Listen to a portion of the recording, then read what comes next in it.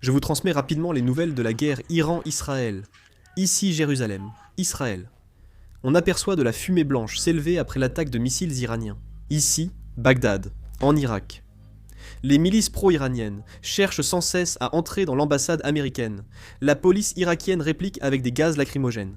À Erbil, les mêmes milices ont attaqué la base militaire américaine. Les forces de défense aérienne de la coalition des Émirats arabes unis ont intercepté plusieurs missiles au-dessus de Dubaï, mais des débris sont tombés au sol. La zone industrielle de la coalition des Émirats arabes unis a été frappée par une attaque iranienne, dégageant une fumée blanche.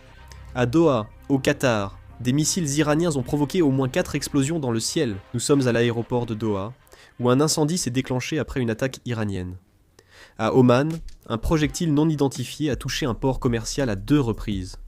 À Karachi, au Pakistan, le consulat américain a été attaqué par un commando suicide. Suite à cela, 6 personnes ont été tuées et 20 autres blessées. Le porte-parole de la police de Karachi, Rehan Ali, a indiqué que des centaines de personnes ont soudainement surgi près du consulat américain et que la police est vite intervenue.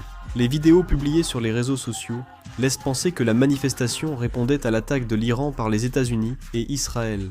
3 sous-marins militaires iraniens sont actuellement invisibles sur les images satellites. Le président du Parlement iranien a indiqué que l'Iran n'exploite qu'une partie de ses capacités. Le secrétaire général du Conseil suprême de sécurité nationale a assuré qu'il ne compte pas attaquer les pays voisins. Jusqu'à présent, 137 missiles et 209 drones ont été tirés sur la coalition des Émirats, 66 missiles sur le Qatar et 45 missiles et 9 drones sur Bahreïn. La plupart ont été interceptés, mais quelques missiles et drones sont tombés, causant des dégâts. Le Parlement iranien a déclaré que l'Iran considérera le sang de Khamenei comme un atout pour le développement et le renforcement de la puissance nationale de l'Iran. Il a été confirmé que le commandant suprême de l'armée iranienne est décédé.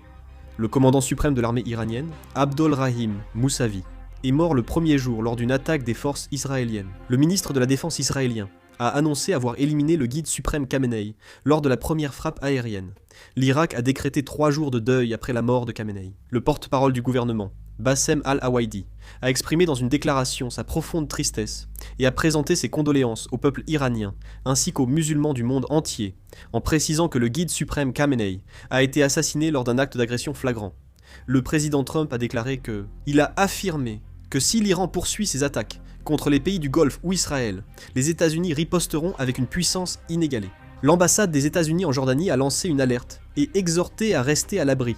La Chine a dénoncé les frappes américaines et israéliennes contre l'Iran et exigé l'arrêt immédiat des actions militaires. Selon l'agence de presse officielle chinoise Xinhua, le 1er mars, Fu Kong, l'ambassadeur de Chine auprès des Nations Unies, a déclaré lors d'une réunion d'urgence au siège de l'ONU à New York, convoquée en lien avec la situation au Moyen-Orient, que les États-Unis et Israël avaient mené ce jour-là une attaque militaire contre le territoire iranien, aggravant brusquement la situation régionale, et que la Chine exprimait sa profonde préoccupation à ce sujet. Si j'ai du nouveau, je publierai une vidéo. Fin de la vidéo, merci.